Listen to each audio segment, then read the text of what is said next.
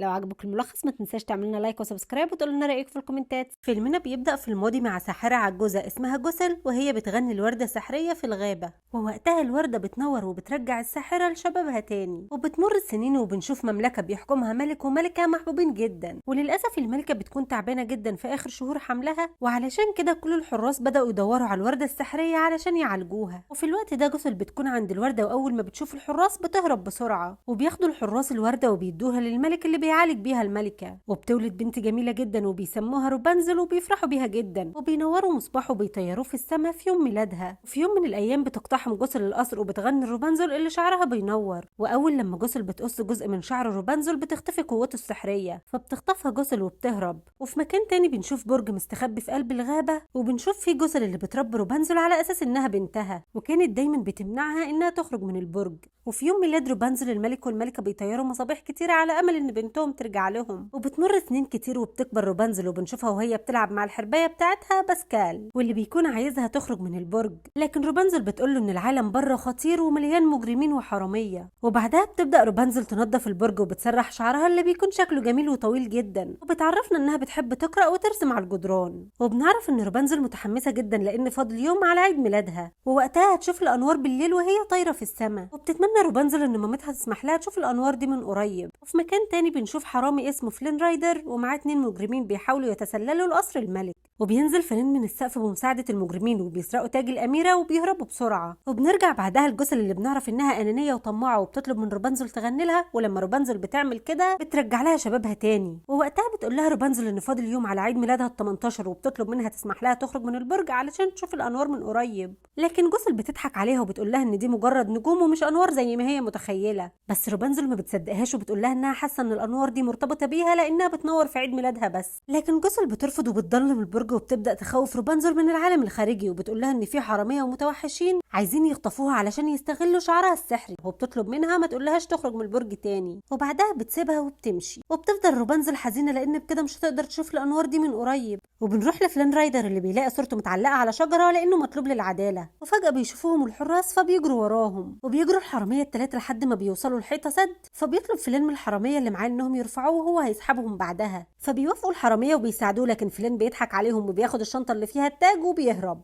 وبيفضل فلان يجري بالحراس اللي بيطاردوه، وبيروح فلان يضرب رئيس الحراس وبيركب الحصان بتاعه اللي اسمه ماكس، وبيتعصب جدا وبيحاول ياخد الشنطه لكنها بتطير وبتتعلق على فرع شجره، وبيفضلوا يتخانقوا هما الاثنين على اللي يوصل للشنطه. وبيقدر فلان يوصل للشنطه لكن الشجره بتقع بيهم هما الاثنين، وبالصدفه بيكتشف فلان مدخل سري وبيدخل جواه علشان يهرب من ماكس، وبينبهر لما بيشوف برج منعزل عن العالم وبيبدا يتسلق البرج ده. واول ما بيدخلوا بتضربه روبانزل وبتفقده الوعي، وبتقرب منه وهي خايفه ومستغربه من شكله، وبتحاول بعدها تحبسه في الدولاب، وبعد محاولات كتير بتقدر تحبسه، وبتاخد التاج من الشنطه وبتخبيه. وفجاه بتوصل جوسل وبتكون روبانزل متحمسه علشان تحكي لمامتها على اللي حصل علشان تسمح لها تخرج وتشوف الانوار، لكن قبل ما بتحكي لها جوسل بتتعصب وبتقول لها انها مستحيل تسمح لها تخرج من البرج، وبتسيبها وبتمشي. فبتروح روبانزل تخرج فلين من الدولاب وبتربطه في كرسي وبتخلي باسكال يفوقه، وبينبهر لما بيشوف شعرها، وبينبهر اكتر لما بيشوف شكلها، وبيعرفها ان اسمه فلين رايدر. بس روبانزل بتكون خايفه منه وبتساله مين اللي بعته وليه عايز يسرق شعرها، فبيستغرب فلين وبيقول لها ان هو شاف البرج بتاعها بالصدفه، وبيسالها عن التاج، فبتقول له ان هي مخبياه في مكان سري مش هيقدر يوصل له، وبتعرض عليه يوديها تشوف الانوار وترجع له التاج. فبيقول لها فلين ان دي مش انوار ودي مصابيح بيطيروها علشان الاميره المفقوده، وبيرفض انه يساعدها لان حراس المملكه بيدوروا عليه في كل مكان. فبتتعصب روبانزل وبتقول له ان هو مش هيخرج من هنا ومعاه التاج غير ما يوريها المصابيح، فبيضطر فلين ان هو يساعدها، وبينزلوا هما الاثنين من البرج، وبتبقى روبانزل متردده ومبسوطه في نفس الوقت. وبيعرفها فلين ان مامتها هتحزن لانها ما سمعتش كلامها، وبينصحها ترجع للبرج وتديله التاج قبل ما مامتها تيجي، لكن روبانزل بتقوله انها لازم تشوف المصابيح. وبتيجي لفلين فكره علشان يخليها ترجع للبرج، وبيقول لها انه عارف مطعم كويس ممكن ياكلوا فيه. وفي ناحيه تانية بنشوف جوسل اللي بتستغرب لما بتشوف ماكس لوحده في الغابه، بتجري بسرعه للبرج وبتدخل من مكان سري، وبتنصدم لما بتشوف روبانزل مش موجوده، وبالصدفه بتشوف جوسل التاج، وبتشوف كمان صوره فلين وبتعرف ان هو اللي خطفها. وفي الوقت ده بيكون فلين اخد روبانزل لمطعم موجود في وسط الغابه، وبتترعب روبانزل اول ما بتدخل المطعم لانه مليان حراميه ومجرمين، وبيفضل فلين يخوفها علشان ترجع تاني للبرج، وبياخدها علشان يمشوا، لكن وقتها بيمنعوهم المجرمين من الخروج، وبيقرروا يقبضوا على فلين علشان ياخدوا المكافاه من الحراس. ووقتها بتتدخل روبانزل وبتحاول تنقذه، وبتطلب منهم يسيبوا فلين، وبتقول لهم انها لازم تشوف المصابيح وهو الوحيد اللي هيقدر يساعدها يساعدها، وبتعرفهم ان ده حلمها من وهي صغيره، وبتسالهم عن احلامهم. فبيقرب منها واحد من المجرمين وبيغني وبيقول لها انه نفسه يكون عازف موسيقى، وبيفضل كل واحد من الموجودين يقول لها على حلمه وبيفضلوا يغنوا وهم مبسوطين. وفي الوقت ده جوسل بتكون وصلت للمطعم وبتنصدم لما بتشوف رابنزل بتغني وبترقص مع المجرمين. اما فلين بيكون مصدوم من اللي بيحصل وبينصدم اكتر لما بيبداوا يسالوه عن حلمه، فبيبدا يغني هو كمان وبيقول لهم انه بيحلم يشتري جزيره بعيده ويعيش فيها وحيد ويكون معاه فلوس كتير. وفجاه بيدخلوا الحراس للمطعم علشان يقبضوا على فلين اللي بيكون قدر يستخبى هو ورابنزل، وبنعرف ان الحراس قدروا يقبضوا على الاثنين المجرمين اللي كانوا بيساعدوا فلين. ووقتها واحد من المجرمين في المطعم بيفتح نفق سري علشان رابنزل وفلين يهربوا منه، وفجاه بيدخل ماكس للمطعم وبيقدر ان هو يعرف مكان النفق السري. فبيأمر رئيس الحرس واحد من الحراس يفضل مع المجرمين دول وهو هيدخل للنفق. ووقتها الاثنين المجرمين بيضربوا الحارس وبيروحوا وراهم علشان عايزين ينتقموا من فلين. اما فلين فبتهدد واحد من اللي كانوا في المطعم وبتساله على المكان اللي النفق بيوصل ليه. وجوه النفق فلين بيسأل رابنزل ليه ما راحتش تشوف المصابيح من زمان، بس فجأة بيحسوا بالحراس وراهم فبيجروا هما الاثنين علشان يهربوا. وقبل ما الحراس والاثنين المجرمين يحاصروهم بتعلق رابنزل شعرها في خشبة وبتعدي للناحية التانية. اما فلين فبيهاجم الحراس وبيقدر يهزمهم، بس فجأة بيجي ماكس وبيهاجمه بالسيف. وعلى اخر لحظة بتسحب رابنزل فلين بشعرها وبتبعده عن ماكس، فبيتعصب ماكس وبيكسر جزء من السد علشان يعدي من عليه ويروح لرابنزل وفلين، بس بيجروا هما الاثنين بسرعة علشان يهربوا من الحراس والمجرمين. وفجأة بينهار السد والمية بتملي الوادي كله، فبتجري رابنزل وفلين بسرعة وبيدخلوا النفق، لكن الصخور بتسده وبتبدأ المية تملى النفق وما بيقدروش يخرجوا منه. وبيحاول فلين يلاقي مخرج لكن المكان بيكون ضلمة ومش قادر يفتح المخرج.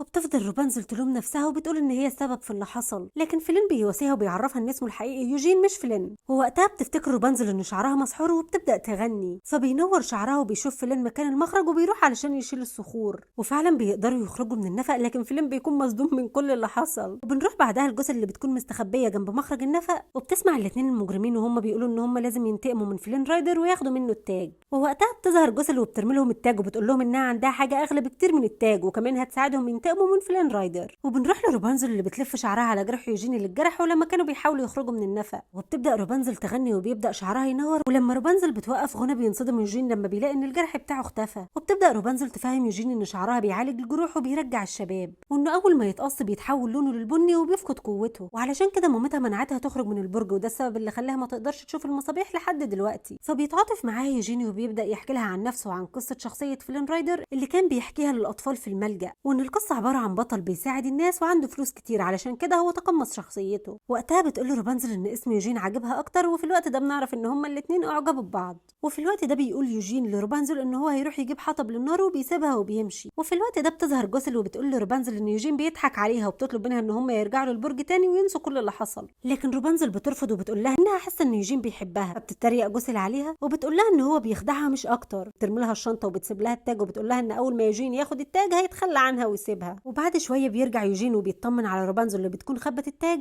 وفي الوقت ده بتكون جوسل والاتنين المجرمين بيراقبوهم من بعيد. وتاني يوم بيوصل ماكس ليوجين وبيقبض عليه. ووقتها بتصحى روبانزل وبتساعد يوجين وبتمنع ماكس ان هو ياخده، وبتحاول تهديه بمساعده باسكال، وبتطلب منه ما يقبضش عليه النهارده لان النهارده عيد ميلادها، وانه لما يوريها المصابيح ممكن يقبض عليه. فبيوافقوا هما الاتنين على كلامها. وبعد رحله طويله بيوصلوا كلهم للمملكه، وبتنبهر روبانزل من كل اللي بتشوفه وما بتكونش عارفه تمشي من شعرها. فبيساعدها يوجين وبيخلي مجموعه من البنات يضفروه لها. وبعدها بتستغرب روبانزل لما بتشوف صوره الملك والملكه وهم شايلين بنتهم، وبتحس ان هي شافتهم قبل كده. وفي الوقت ده بيشتري لها يوجين قماشه مرسوم عليها شمس وبيساعدها علشان ترسمها على الارض. وبياخدها بعدها يوجين على مركب علشان يفرجها على المصابيح. بتكون روبانزل متوتره جدا وبتقول له يوجين ان هي فضلت طول عمرها تحلم تشوف المصابيح ومش عارفه تعمل ايه بعد ما تحقق حلمها. فبيقول لها يوجين ان ده كويس وبعد كده هتدور على حلم جديد علشان تحققه. وبنروح بعدها للملك والملكه اللي بيكون مفتقدين بنتهم وحاسين بالحزن، وبيطلعوا للبلكونه وبيطيروا المصباح. ووقتها اهل المملكه بيطيروا المصابيح بتاعتهم واللي بيكون عددها كبير جدا. وبتنبهر روبانزل لما بتشوف المصابيح دي طايره في السماء، وبتنبهر اكتر لما بتشوف المصابيح اللي يوجين جابها لها. وبتعرف روبانزل انها جابت له التاج لانها ما بقتش خايفه، لكن يوجين ما بيكونش مهتم بالتاج وبيطير المصابيح في الهواء هو وروبانزل. وقبل ما يوجين يعترف لها بحبه بيشوف الاتنين المجرمين مستنيينه على الشط. ووقتها بيعتذر يوجين لروبانزل وبيرجعوا للشط، وبياخد يوجين الشنطه وبيقول لروبانزل ان هو هيعمل حاجه مهمه ويرجع لها تاني. وبيروح يوجين للاتنين المجرمين وبيعتذر لهم على اللي عمله وبيرمي لهم التاج، لكن الاتنين المجرمين بيمنعوه يمشوا وبيقولوا له ان هم عايزين البنت لانها اهم من التاج بكتير. وبنروح لروبانزل اللي بتكون مستنيه يوجين وبتفرح لما بتشوفه جاي من بعيد، لكنها بتتصدم لما بتشوف الاتنين المجرمين وبيقولوا لها ان يوجين خد التاج وهرب، وبيشاوروا له عليه وهو في المركب. وقتها روبانزل بتحزن جدا لانه خدعها وبتجري علشان تهرب من المجرمين اللي بيكونوا عايزين يخطفوها. وفجأة بتسمع روبانزل صوت غريب، ولما بترجع بتلاقي ان جوسل جت وضربت المجرمين، فبتجري عليها روبانزل وبتعيط وبتقول لها ان كلامها كان صح. اما يوجين فبنعرف ان هو كان فاقد الوعي ومربوط في المركب وهو ماسك التاج، ولما الحراس بيشوفوه بيقبضوا عليه. وتاني يوم بنشوف روبانزل اللي بتكون حزينه لان يوجين خدعها ومش بيحبها، فبتقول لها جوسل ان هي نصحتها اكتر من مره لكنها ما سمعتش كلامها وبتسيبها وبتمشي. وفي الوقت ده بتفضل تتفرج على القماشه اللي يوجين اشتراها لها، وبتفتكر صوره الملك والملكه وكمان بنتهم، وكمان بتفتكر لما لبست التاج وبتعرف وقتها انها الاميره المفقوده. وبتروح وقتها لجوسل وبتقول لها انها الاميره المفقوده وانها مش مامتها وكانت حبسها علشان تستغل شعرها، وبتفضل تزعق معاها لانها خطفتها من اهلها وفضلت معيشاها في البرج طول حياتها. فبتحاول جوسل تبرر لها اللي حصل، لكن روبانزل بتتعصب وبتزقها بعيد، وده بيعصب جوسل جدا. وبنروح ليوجين اللي بيكون خايف على روبانزل جدا، ووقتها بيجوا الحراس علشان ياخدوه ويعدموه. فجاه بتتقفل كل البيبان على الحراس، وبيظهر مجموعه كبيره من المجرمين اللي كانوا في المطعم، وبيضربوا الحراس وبيحرروا يوجين علشان يهرب منهم. وواحد من المجرمين بيحطه على العربيه والتاني بينط عليها وبيطيروا في السماء وبيقع على ماكس. وقتها بنعرف ان ماكس هو اللي خطط لكل ده، وبيخرج ماكس ويوجين من المملكه علشان ينقذوا روبانزل. وبعد رحله طويله بيوصلوا للبرج وبينادي يوجين على روبانزل علشان تنزله شعرها. فعلا روبانزل بتنزله وبيبدا يوجين يتسلقه، واول ما بيدخل البرج جوسل بتضربه بالخنجر وبيقع على الارض. اما روبانزل بتكون مربوطه وجوسل بتقول لها انها تاخدها لمكان محدش يقدر يوصل له ابدا، وبيحاول يوجين يمنعها لكنها بتضربه، فبتقاومها روبانزل علشان تروح له، وبتقول لها انها مش هتبطل تحاول تهرب منها مهما حصل، لكنها لو سابتها تعالج جروح يوجين هتفضل معاها طول العمر. فبتسمع جوسل كلامها وبتكتف يوجين بسلسله علشان ما يروحش وراهم. واول ما روبانزل بتقرب منه علشان تعالجه بيقص يوجين شعرها وبيتحول كله للون البني، وبيفقد قوته السحريه، وفجاه بتعجز جوسل وبيوقعها باسكال من الشباك، وبمجرد ما بتوصل للارض بتكون اختفت.